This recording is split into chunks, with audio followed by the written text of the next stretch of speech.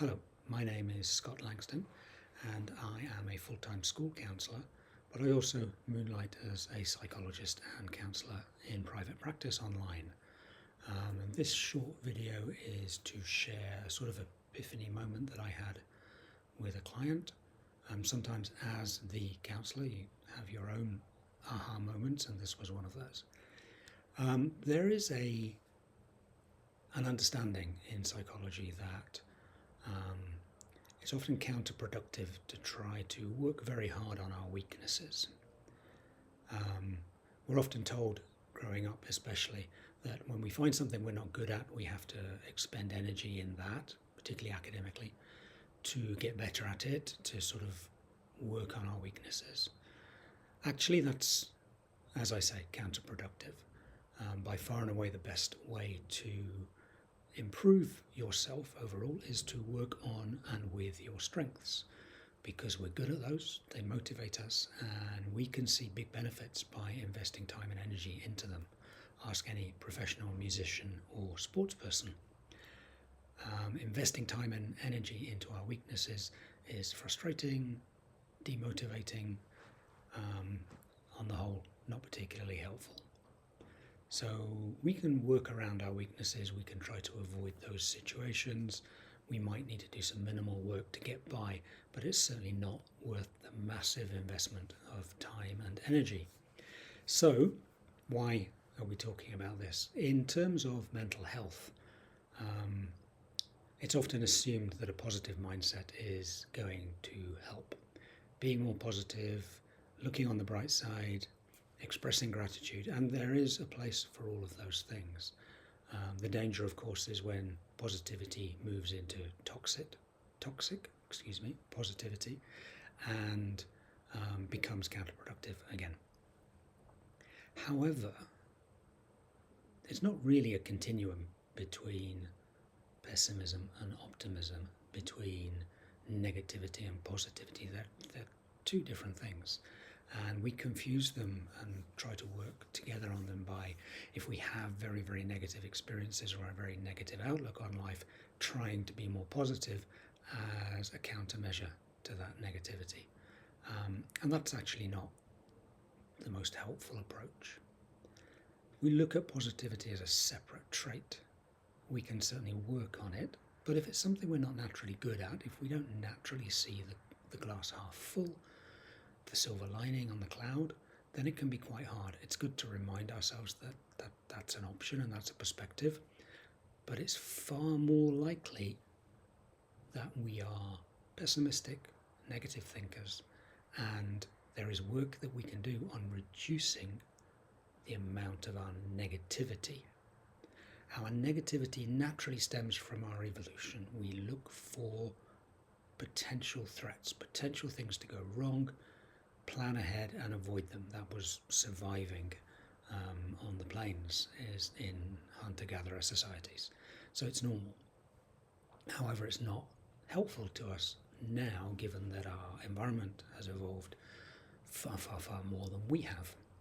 So we're still saddled with this negative trait, this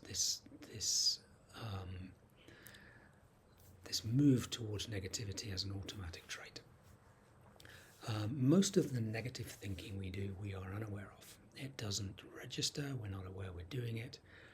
It leaves us feeling a little bit down, a little bit flat, and we haven't noticed it happening because it's an automatically wired brain process. There are ways that we can become aware of and address our negative thinking. And I'm going to suggest to you 5 ways that you can do that. They all happen to start with C. There are things we can cut out of our habitual thinking once we're aware that we do them. So the first is complaining.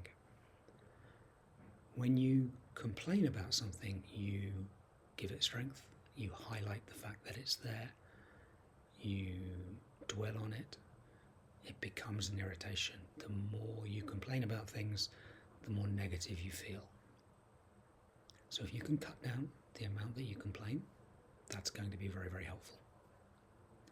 Criticizing things and people is also very high on the list.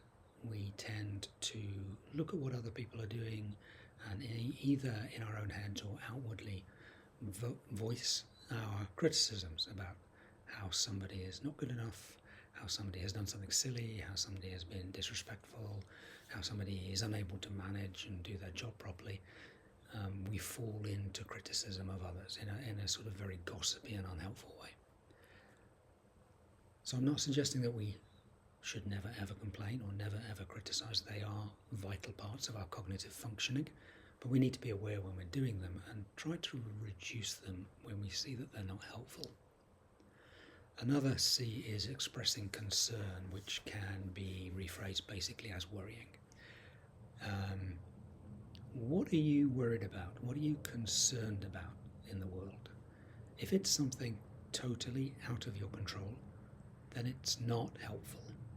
So you might be concerned about the environment, you might be concerned about climate change, you might be concerned about the political situation in a country half a world away. There's nothing you can do about those things. Even grandstanding on social media is not going to change those things. So think carefully about where your concerns lie. Again, back in hunter-gatherer societies, it was really, really important to be aware of who had the power, who was in control, who of the 100 people that you knew in your lifetime you could trust and rely on. We now have that information about billions of people who we'll have no real interactions with ever in our lives. And if we are worried about them and their actions and their thoughts and their impact on our lives, then we are not doing ourselves any favours. Another C is commiserating. If somebody is expressing their complaints, their concerns, and you sit and you nod along and you commiserate, and I get that, yeah, I understand that, yeah, that's awful, that must have been dreadful. We're just looping in to the negativity. That doesn't mean we have to be cold and heartless and don't care. Of course we can care. But be careful when commiserating with people, and be careful that it doesn't just enter into a cycle and a feedback loop of further negativity, further complaining, criticizing, further concerns. And the final C would be catastrophizing. So imagining, storying in your head, making things seem as though they are inevitably going to be huge problems, as though they're inevitably going to be something that impacts our lives massively. It's easy to take a social slight or a criticism of yourself and build up a story in your head as to why it's true, why it necessarily means other things and spreads. Catastrophizing is a way of storytelling that is deeply unhelpful and deeply unfair to ourselves. So, in summary, reducing our negative thinking is going to have a much more profound effect on our well-being than attempting to artificially promote our positive thinking. I hope you found this little insight helpful. I certainly did when it just solidified itself for me. And check back here for more short videos about mental health and depression and anxiety and all sorts of aspects of our well-being.